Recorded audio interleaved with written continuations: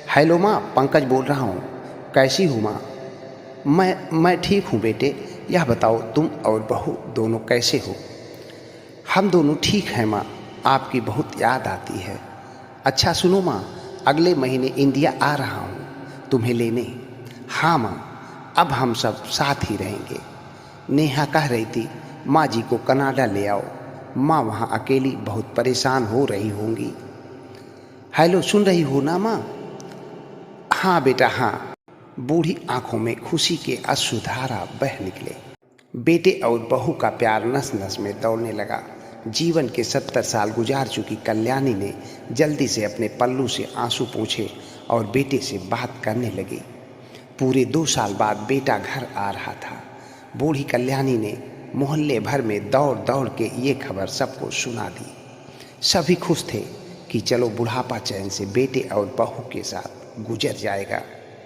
पंकज अकेला आया था। उसने कहा कि माँ हमें जल्दी ही वापस जाना है, इसलिए जो रुपया पैसा किसी से लेना है वह लेकर रख लो, और तब तक मैं किसी प्रॉपर्टी डीलर से मकान की बात कर लेता हूँ। माँ ने पूछा, मकान? हाँ माँ, मकान बेचना पड़ेगा, वरना कौन इसकी देखभाल करेगा? हम सब तो कनाडा में ही रहेंगे। माँ ने चाहते हुए भी ना कर पाई। नम आंखों से माँ ने मकान के कोने कोने को ऐसे निहारा जैसे किसी अपोध बच्चे को सहला रही हो। आनन फानन और औने पौने दाम में पंकज ने मकान बेच दिया। कल्याणी ने वो जरूरी सामान समेटा जिससे उसको बहुत ज़्यादा लगाव था। पंकज टैक्सी मंगवा चुका था। एयरपोर्ट पहुंचकर पंकज ने कहा, माँ यहाँ बैठो, मैं अंदर जाकर सामान की जांच और बोर्डिंग वीज़ा का काम निपटा लेता हूँ। ठीक है बेटे, कहकर कल्याणी वहीं पास की सीट पर बैठ गई।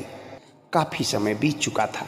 बाहर बैठी कल्याणी देवी बार बार उस दरवाजे की तरफ देख रही थी जिससे पंकज अंदर गया था, लेकिन अभी तक बाहर नहीं आया। शायद अंदर बहुत भीड़ होगी, यही सोचकर उसी दरवाजे को देखती रहती।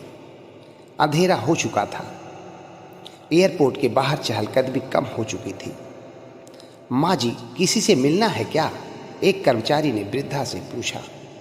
कल्याणी कुछ घबरा कर जवाब दिया, मेरा बेटा अंदर गया है टिकट लेने, वह मुझे कनाडा लेकर जा रहा है। लेकिन अंदर तो कोई पैसेंजर नहीं है। कनाडा जाने वाली फ्लाइट तो दोपहर में ही चली गई। क्या नाम है आपके बेटे का? कर्मचारी ने सवाल किया। पंकज, कल्याणी हड़बड़ा कर बोली और चेहरे पर चिंता की लकीरें उभर आई। कर्मचारी अंदर गया और कुछ देर बाद बाहर आकर बोला, माँ जी, आपका बेटा पंकज तो कनाडा जाने वाली फ्लाइट से कब का जा चुका। क्या? वृद्धा के आंखों में आंसुओं का सैलाब फूट पड़ा। शरीर बेजान सा हो उठा। बूढ़ी माँ का रोम रोम कांप उठा। उसकी समझ में नहीं आ रहा था कि अब वह क्या करे। किसी तरह वापस घर पहुंची, जो अब बिक चुका था। रात में घर के बाहर चबूतरे पर बेसुध पड़ी रही। सुबह हुई तो लोगों के कहने पर मकान मालिक ने एक कमरा रहने को दे दिया, जो कल तक उसका खुद का था। पति की पेंशन से घर का किराया और खाने का काम चल जाता। समय गुजरता गया। एक दिन मकान मालिक ने कल्याणी से पूछा, माँ जी, क्यों नहीं आप अपने किसी रिश्तेदार के यहाँ चली जाती?